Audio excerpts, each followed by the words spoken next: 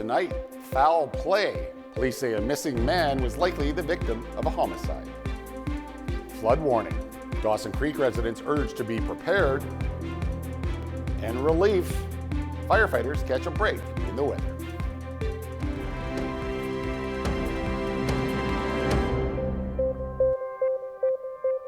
Good evening and thank you for joining us. And we begin with the death of a missing man is now being treated as foul play. Jordan Nand has ties to the Peace region before he went missing 2 years ago. In March of 2023, Nand went missing after traveling from Fort Nelson to Kamloops. Police saying he left with some associates of his. In April of this year, CJDC-TV News broke the news that Nand's body had been discovered in a rural area near Kamloops. Nand was 27 at the time of his disappearance. He also had ties to Fort St. John. He was wanted on an arrest warrant. Fort St. John RCMP said they believed he was trying to evade police at the time. The Southeast District Major Crime Unit continues to investigate Nand's death. Anyone with any information about his disappearance and suspected homicide is being asked to contact the RCMP. Well, despite the wildfires and the ongoing drought situation, the city of Dawson Creek warning about potential flooding. 120 millimeters of rain are in the forecast, prompting a high stream advisory for the entire Peace region.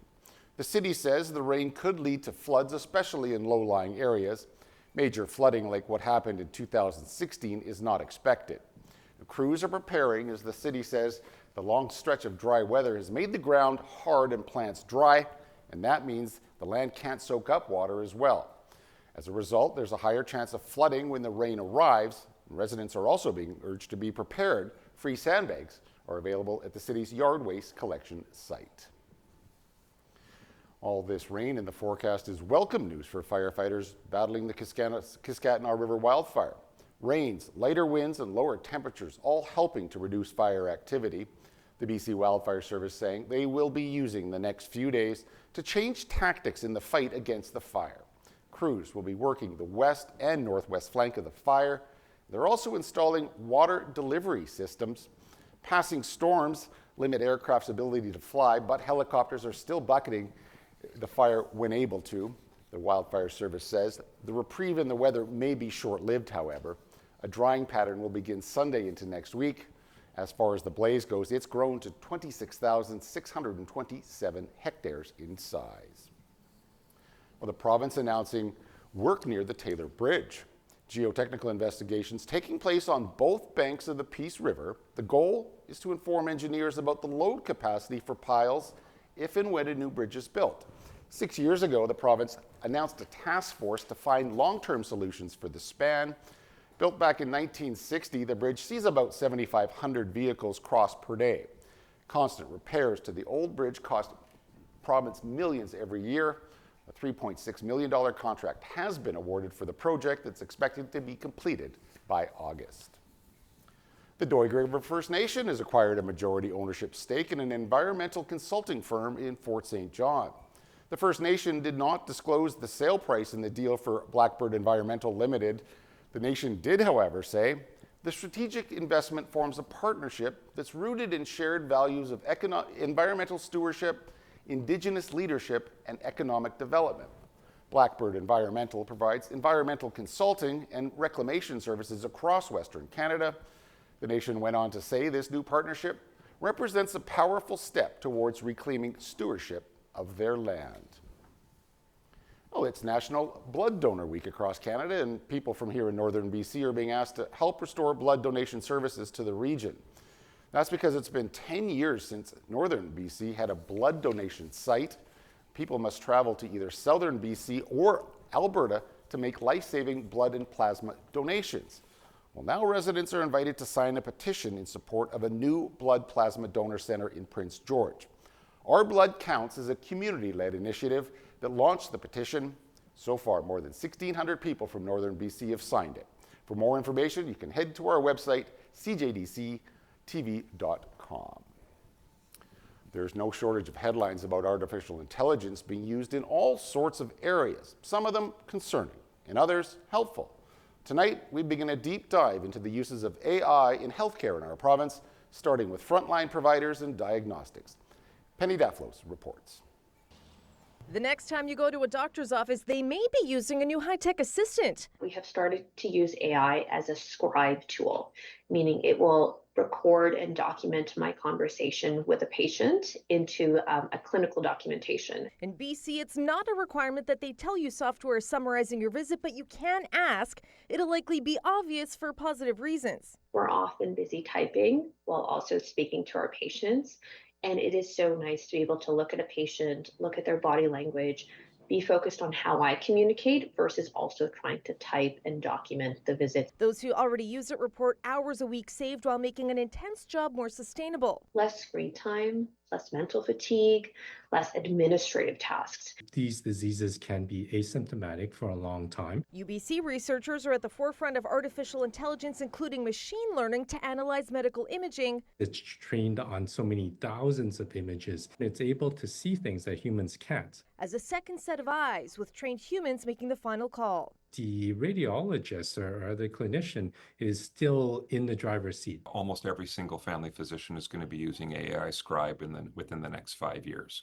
I mean, this is just going to be a standard way of doing it. And that means the doctors of tomorrow will be native users by the time they graduate from SFU's new medical school. It's on track to welcome its first family medicine students next year. It's going to be a core part of the curriculum, absolutely, and it's going to be really embedded through everything that we do. I would say that almost every single student in medical school in Canada right now is being exposed to this. The general consensus is artificial intelligence will only continue to grow as a valuable medical tool. How quickly that'll happen and how it'll inform the ethical, privacy, and cost issues associated with its use are open questions. We'll take a closer look throughout this special series. Penny Daflos, CTV News, Vancouver. Well, it's been 5 years since the start of the COVID-19 pandemic, and yet wait times for key surgeries have yet to bounce back. New data from the Canadian Institute for Health shows that while the number of priority surgeries such as hip and knee replacements, cataract surgeries, and cancer treatments has risen for some since 2019, patients are waiting longer than before the pandemic began. Now, for example, the percentage of patients who received hip and knee replacements within the 6-month benchmark dropped last year. The Crown is looking to wrap up its case in the sexual assault trial of the 5 former World Junior hockey players that have all pled not guilty to the charges. Here's CTV's Heather Wright on what was said in court today and what happens next. The Crown says EM was in over her head. Naked in a hotel room with a bunch of hockey players, the complainant in this case initially tried to resist in passive ways, according to the Crown, like refusing to get on the ground because it was dirty. But when a player put a sheet down, EM then went along with what she thinks was expected. Some people will fight or resist, some people will flee, some people will appease. These are normal and predictable responses. Crown attorney Megan Cunningham is trying to counter the narrative put forward by the defense that EM was a willing and active participant in the sexual activity that took place nearly 7 years ago, and that she changed her story over the years to avoid embarrassment for her actions and to bolster her civil case against Hockey Canada. In their closing submissions, the defense accused EM of being difficult and having an agenda in her testimony, something the Crown pushed back on today. If EM had any agenda while testifying, it was to ensure she was not misunderstood. Megan Cunningham went further, saying the way the defense has characterized the complainant is a key reason why many alleged victims don't come forward. If she's too emotional, she's combative. If she's not emotional enough, she's rehearsed. If she uses the same language over and over, it's contrived. If she uses different language, she's inconsistent. The Crown also accused the players of cooking up the story that it was the complainant asking for sex, not them. Cunningham points to testimony from players Boris Kachuk and Trevor Radish, who both said the complainant was in bed when they arrived to the room and didn't offer or ask for sexual activity. Neither Kachuk nor Radish face any charges. There has been a lot of back and forth today between the Crown and the judge often interjecting and pushing back on some of the comments made by the Crown. Closing submissions will continue tomorrow. Heather Wright, CTV News, London, Ontario. Well, after 18 months of negotiations, a strike, and a lockout, the federal government has decided to force a vote on Canada Post's final offer to its unionized employees. With 55,000 postal workers involved, the vote is set to be one of the biggest of its kind in Canadian history. Canada Post, which asked for the vote, is welcoming workers being able to have their say. But the Postal Workers Union called the decision an attack on their right to represent their members. We're disappointed and a bit pissed off that the minister again is tipping the scale of justice towards the employer. I can tell you I get one vote and my vote will be a no vote. The Canada Industrial Relations Board is being directed to conduct the vote as soon as possible. Both sides anticipate it could take a few weeks to organize, and if workers do vote no, then it's back to the bargaining table. Protests are anticipated in Calgary starting Sunday as world leaders, including Donald Trump, arrive in Kananaskis, Alberta. They're arriving for the two-day G7 summit, and you can be sure of a significant security presence in several cities. Here's CTV's Kathy Lee with more from Calgary. The security for the G7 summit is massive. Thousands of police officers, RCMP, military personnel, and other security agencies are spread across Calgary, Kananaskis, and Banff. In the city, military aircraft are already at the Calgary International Airport. This video was shot by an aviation enthusiast who says it was a rare experience to see the Ospreys and Blackhawks. The Calgary Airport Authority says as the days inch closer to G7, people can expect to see more military aircraft and an increase in police presence at the airport. Travelers should not be impacted, but there will be some disruptions on the roads. It will be short-lived. But as we're moving head to state around and as the aircraft come in and around the airport, there may be some interruption to the flow of traffic. And we're working with Calgary Police to make sure that's as smooth as possible. Calgary police say since last month, motorcades have been planning and practicing the routes through the city to prepare for when some of the most powerful leaders of the world arrive. Officers here and from Winnipeg, Edmonton, Vancouver, and the Tsuut'ina Nation will be assisting RCMP. We need to be prepared to deal with any of the calls for service related to G7 demonstrations, increased traffic volume, things along those lines. A G7 protest is planned for Sunday in Calgary. Police say there are several designated protest areas in the city and in Banff. They are optimistic that the demonstrations will be peaceful.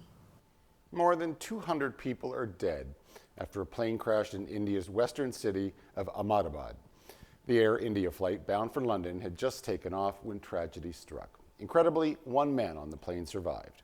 CTV's John Vanaveli-Rao has the latest. Video shows the plane eerily descending just seconds after takeoff, dropping into a residential area, and then a moment of pure horror. A huge fireball sending black smoke billowing into the sky. Rescuers rushing to the site where the Air India jet slammed into a building used as a hostel for doctors and medical students. So far, officials recovering the remains of more than 200 people, with it still unclear how many on the ground were killed. Very tragic and very, very horrific. And even till now, I have to say I'm in a state of shock.